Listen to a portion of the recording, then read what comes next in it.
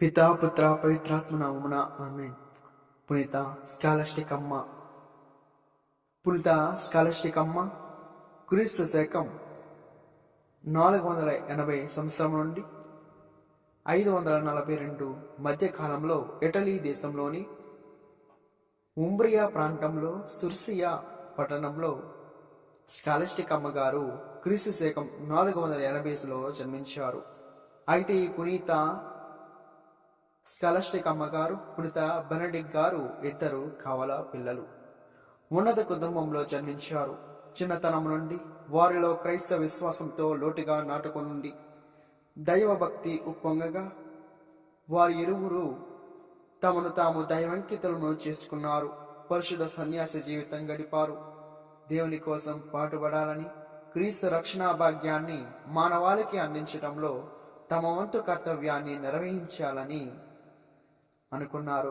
అందువల్ల తమ 16వ ఏట వారికి వారసత్వంగా సంక్రమించే అపారమైన ఆస్తిపాస్తులన్నింటినీ, పెద్ద హోదా మరియు అంతస్తులను ప్రాణీయంగా త్యజించారు. సన్యాసిగా మారి సుబియాకో ప్రదేశ కొండ గుహల్లో 3 ఏళ్లు గడిపి బెనడిక్ట్ గారు ఆ చుట్టుప్రక్కల సువార్త సేవా నిమిత్తం దజాను గురుమఠాలయాన్ని స్థాపించి వాటిని విస్తృతం చేశారు. 28 సంవత్సరాల తర్వాత క్రీస్తు శకం 529లో వారు సుబియాకో నుండి మోంటే కాసినో ప్రాంతానికి తరలి వెళ్లి అక్కడ బెనడియన్ గురువుల సభను ప్రధాన కార్యాలయాన్ని నెలకొల్పారు. అయితే స్కాలస్టిక్ అమ్మగారు కూడా తమ సోదరునితో వెళ్లి అక్కడే సమీపంలో తాను ఒక కన్యాస్త్రీగా బెనడిక్ట్ సభ కట్టుబాట్లతో ఒక మఠ కన్యను స్థాపించి నిర్వహించారు. కవలలైన బెనడిక్ట్ మరియు స్కాలస్టిక్ గారు క్రమంగా తమ ఆధ్యాత్మిక జీవితంలో ఎదుగుతూ వచ్చారు. వీరి అంతిమ సమీపంలో వేర్వేరు మఠాల్లో ఉన్నప్పటికీ సంవత్సరానికి ఒకసారి మాత్రమే తపస్కాలానికి ముందుగా ఒక చిన్న మఠంలో సమావేశమై ఆధ్యాత్మిక విషయాలపై చర్చించుకునేవారు. వీరిద్దరి అనుబంధాన్ని గురించి వారి సమకాలుడైన పునీత గ్లోగేరీ ది గ్రేస్ గారు ఈ విధంగా వివరించారు. ఈ కవల పునీతులు ఇరువురు వారి జీవిత చదరాశలో యథాప్రకారం ఆధ్యాత్మిక విషయాల గురించి చర్చించుకోవడానికి చివరిసారిగా కలుసుకున్నప్పుడు మరణంకు దగ్గరగా ఉన్న స్కాలస్టిక్ గారు గురువైన తమ పరిశుద్ధ సోదరుని తెల్లవారేదాకా తనతో సంభాషింపమని బ్రతిమలాడారు.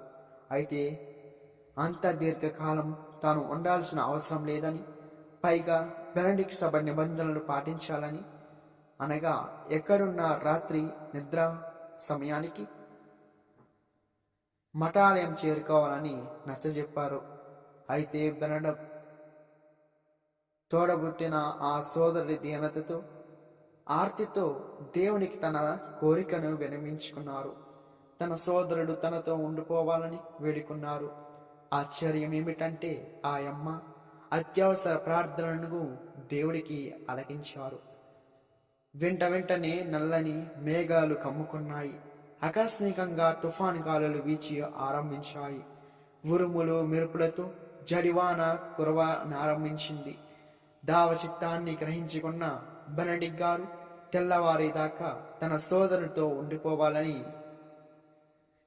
ఉండిపోయారు. ఈ విధంగా బలమైన ప్రేమ అనే చట్టం ముందు న్యాయం, క్రమశిక్షణ అనే చట్టాలు కూడా ఓడిపోయాయి అని ఎంతో నేర్పిగా హృదయంగా పునీత గ్లోగోరీ ది గ్రేట్ గారు అభివర్ణించారు.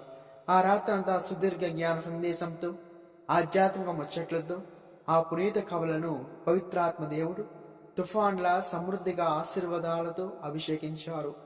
మరునాడు అనగా తెల్లవారిన పిమ్మట ఇద్దరు వారి వారి మఠాలను చేరుకున్నారు. దేవుని సేవలో ఆత్మీయ జీవితం పరిపూర్ణంగా వర్తిల్లాలని స్కాలస్టిక్ అమ్మగారు మరో 3 రోజుల తర్వాత తమ అంతిమ శ్వాసను విడిచి క్రీస్తు శకం 542 సంవత్సరంలో తమ 62వ ఏట దేవుణ్ణి సన్నిధానం చేరుకున్నారు. వీరి సోదరుడు బెనడిక్ట్ గారు మోంటే కాసినో మఠాలయం ఆవరణలో తన కోసం ముందుగా ఏర్పరచుకున్న సమాధిలో స్కాలస్టిక్ అమ్మగారి భౌతిక శరీరాన్ని భూస్థాపితం చేశారు. తన సోదరుని మరణించిన కొన్నాళ్లకే బెనడిక్ట్ గారు క్రీస్తు శకం 547 మార్చ్ 21న స్వర్గమయ్యారు. వీరి భౌతిక కాయ సోదరి సమాధి ప్రక్కనే ఖననం చేశారు. ఈ విధంగా కవలలుగా జన్మించిన ఆ పునీతులు ఇద్దరు బెనడిక్ట్ సభను చెందిన శాఖలను చేరుకోటి స్థాపించి చివరకు ఒకే చోట భూస్థాపితం చేయబడ్డారు. గత 5 శతాబ్దం నుండి నేటి వరకు విస్తీర్ణంగా వర్ధిల్లిన వీరి మఠాలు దాదాపు 5,000 మంది పునీతుల్ని శ్రీసభకు అందించినట్లు తెలుస్తుంది.